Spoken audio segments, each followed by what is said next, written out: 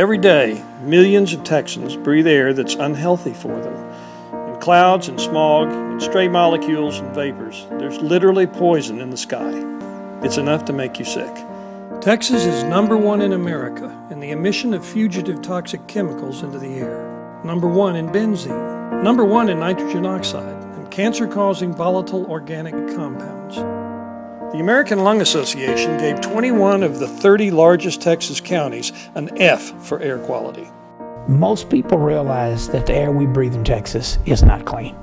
Our air is much dirtier than air in most other states. We do produce most of the energy for the rest of the country. But does that sentence us to die sooner? To have higher rates of cancer?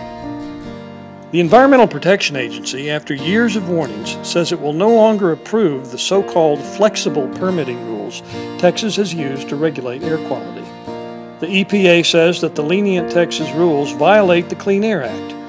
49 other states follow those public health rules. Texas alone does not. Governor Rick Perry says Texas is a poster child for air quality and praises the work of the Texas Commission on Environmental Quality, the TCEQ. But one expert called TCEQ, without a doubt, the worst environmental regulatory agency in the United States of America.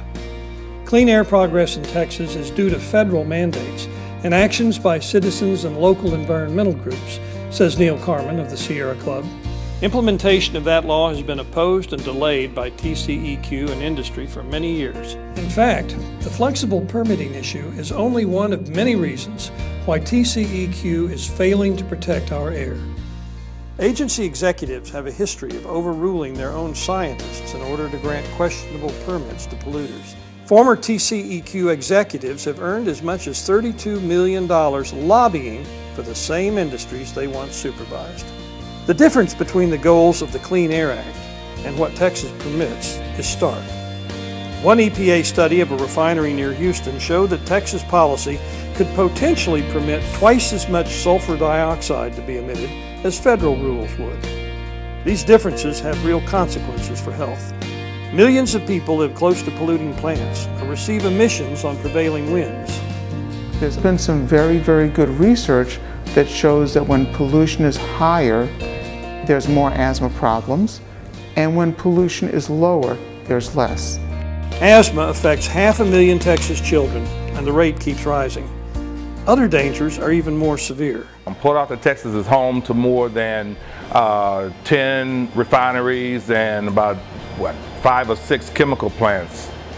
Oftentimes we smell the odor of sulfur and various chemicals that impact our breathing. A lot of our residents in the area have respiratory problems. Some of them have liver and kidney disease. Benzene is one of numerous toxic chemicals routinely released into the air above Texas cities. In one recent year, oil and gas plants emitted over 567,000 pounds of benzene into the sky above Houston. In sufficient concentrations, benzene attacks bone marrow.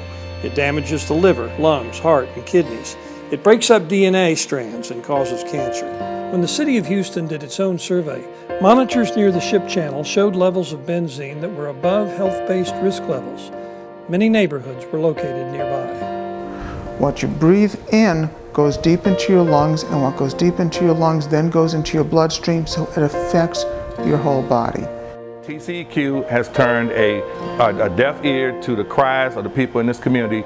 Each year we have tons and tons of illegal emissions dumped into this environment, and yet TCEQ looks the other way. In many cases, TCEQ rules allowed industry to keep secret the details and extent of chemical emissions in order to, quote, protect trade secrets.